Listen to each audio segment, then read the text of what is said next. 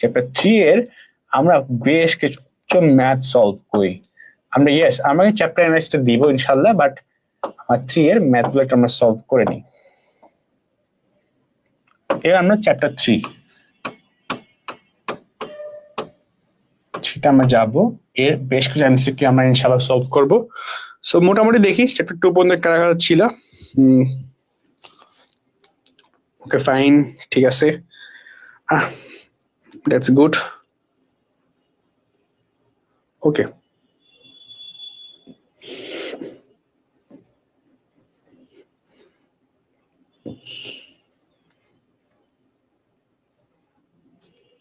Okay fine, ঠিক আছে। আমরা এবার একটু দেখি যে তোমরা কি অ্যাকচুয়ালি কি বলতাছো।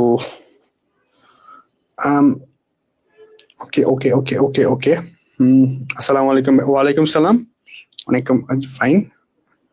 আচ্ছা, তারপর আমরা এখানে যাই। ওকে, চ্যাপ্টার 2টা আমরা শুরু করি এবার।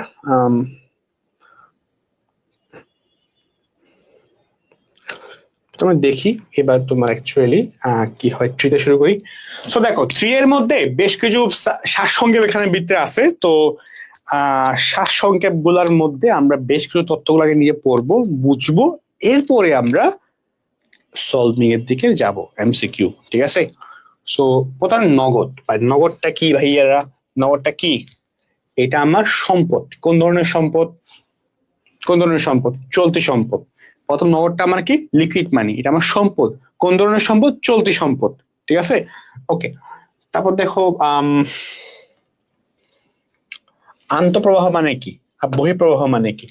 যখন নগদ টাকা আসবে, মানে এনিথিং, যে কোনো কিছু থ্রোতে নগদ টাকা আসবে, টাকা আমরা বলবো কি? আন্তঃপ্রবাহ। আর যখন নগদ টাকা চলে যাবে আমরা তাকে কি বলবো? বহিঃপ্রবাহ বলবো। চলে গেলে বহিঃপ্রবাহ, বাহির হয়ে যাচ্ছে, আসলে আন্তঃপ্রবাহ হচ্ছে, ঠিক আছে। ওকে, দেন আমরা এবার তোমার এমসিকিউ তে যাই। এমসিকিউ প্র্যাকটিস গুলাতে আমরা যাই, আমরা দেখি অ্যাকচুয়ালি কি হয়। এখানে ম্যাক্সিমাম কিন্তু এই অধ্যায় মাথায় রাখবা, এই অধ্যায় থেকে না আমি 3 থেকে 4টা এমসিকিউ দেখবো অ্যাকচুয়ালি। এবং ইন্টারেস্টিং ফ্যাক্ট হইলো এই অধ্যায় থেকে যা এমসিকিউ আসে ম্যাক্সিমাম হইলো তোমার ম্যাথ। মানে তুমি যদি ম্যাথ না পারো না, এই অধ্যায়টা তোমার টাফ হয়ে যাবে। সো এই অধ্যায়ের সৃজনশীল গুলো ভালো মতো প্র্যাকটিস করাটাকে আমি খুব বেশি জোর দিব। থিওরির চেয়ে সৃজনশীলের ফোকাস বেশি করতে হবে অধ্যায়ে, মানে তো ম্যাথ গুলো প্র্যাকটিস করতে হবে বেশি। তো প্রথম ম্যাথটা আমরা দেখি ভাইয়ারা কি বলছে। নিটাই দিল, প্রদেয় 20 বৃদ্ধি দিল, ওকে ফাইন। মজুদ কোনো হ্রাস দিল, ওকে। 5 বৃদ্ধি দিল 10। ইজি ইজি আছে, ইজি আছে। তো আনসারটা কত বললো কি তোমাকে? নিট নগদ প্রবাহ নির্ণয় করো। খুবই ইজি, কিন্তু খুবই জেনুইনলি ইজি একটা কোয়েশ্চেন। কত হবে? ঠিক আছে, ওকে। যাদের আনসার হলো 1,39,000 টাকা, তারাই কারেক্ট। দেখি তোমরা কে কে অ্যাকচুয়ালি দিলা। আচ্ছা, তার আগে দেখি একটু যে অর্থায়ন সংক্রান্ত কার্যক্রমের নগদ প্রবাহের একটি উদাহরণ কোনটি। এটা কিন্তু অর্থায়ন সংক্রান্ত কার্যকলাপে আমি আমার লাস্ট ক্লাসের মধ্যে যখন নোট প্রয়োগ করাচ্ছিলাম তখন অনেকগুলো কার্যাবলী দিছি, এখন অনেকগুলোই আছে। তার মধ্যে এখান থেকে কোনটা, এটাই বলতেছে। তো কোনটা দেখি বলো, কোনটা হইতে পারে? যাদের আনসার লভ্যাংশ প্রধান, এটাই হইলো কি আনসার।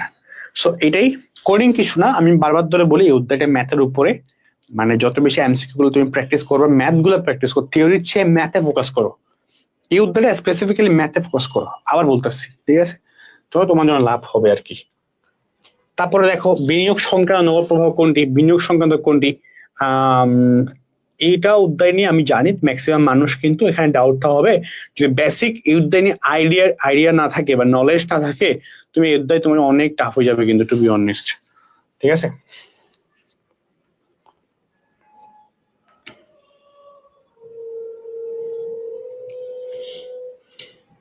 সো দেখি তোমরা কে কি বললা।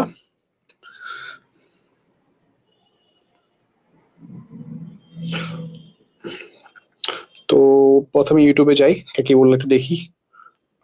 ভাইয়া বললো 2SC বল। আচ্ছা, ওটা তো আমি চেক করি নাই। ওকে,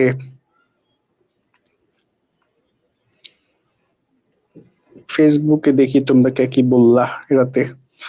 ওকে, ওকে ফাইন। সো এটার এটার হইলো প্রবাহিত করো কোনটা, এটা হচ্ছে অন্য কোম্পানির শেয়ার ক্রয়, এটাতে মেইন ফোকাস রাখবা। এটা হলো অন্য কোম্পানির শেয়ার ক্রয়টা অ্যাকচুয়ালি তোমার এখানের মধ্যে বিনিয়োগ সংক্রান্ত প্রবাহিত করা আর কি। লাইক দেখো তুমি শেয়ার ইস্যু করতেছো বা অগ্রিম খরচ করতেছো বা লভ্যাংশ, এগুলো একটাও কিন্তু না।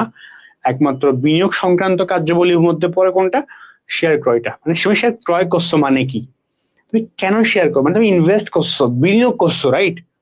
বিষয়টা বুঝো ইজিলি। মানে তুমি যখন ইস্যু করো শেয়ার, যখন তুমি সেটা ইস্যু করো তখন তুমি অ্যাকচুয়ালি তোমারে বলো যে ভাই আমার কাছে বিনিয়োগ কর। আর যখন তুমি নিজে শেয়ার ক্রয় করো তখন তুমি নিজে বিনিয়োগ করো। বিষয়টা বুঝলা? এটাই ডিফারেন্সটা, মোস্ট ইম্পর্টেন্ট। অনেক স্টার দেখে ভয় পেয়ে যাবা জানি, স্টিল বলি আয়ের সাত অনুযায়ী নগদ প্রবিবরণীতে নগদ কার্যকলাপ কত ভাবে দেখানো হয়, খুব ইজি। এই অধ্যায় হিসেবে বেসিক ধারণা থাকলে পারবা। দেখি বলো কত, 3 ধরনের, ঠিক আছে তো? ওকে, সব পরিচালন কার্যাবলী, অর্থায়ন কার্যাবলী, বিনিয়োগ কার্যাবলী। কত? পরিচালন, অর্থায়ন, বিনিয়োগ। তারপর লাস্ট, নিম্নের কোন দফাটি নগদ প্রবিবরণীতে বিনিয়োগ কার্যক্রম অন্তর্ভুক্ত? এই যে বললাম আমি যে ক্লাসের মধ্যে চার্ট দিছিলাম একটা, যে ভাইয়া বিনিয়োগ কার্যাবলী কোনগুলা, অর্থায়ন কার্যাবলী কোনগুলা, পরিচালন কার্যাবলী কোনগুলা, কারণ এখানে অনেকগুলো আছে। প্রতিগুলো তুমি যদি জেনে যাও একবার যে না এগুলো বিনিয়োগ, এগুলো অর্থায়ন, এগুলো পরিচালন, তখন তোমার এবার যে এখান থেকে কোয়েশ্চেন করো ওগুলো বিদ্যা দিয়ে পারবা। সিম্পল, এটা অ্যাকচুয়ালি বুঝলা? ওকে, আশাপত্র ক্রয়, এটাই হলো তোমার কি আনসার। সো হোপফুলি এই অধ্যায়টা এখানে আমরা রাখবো।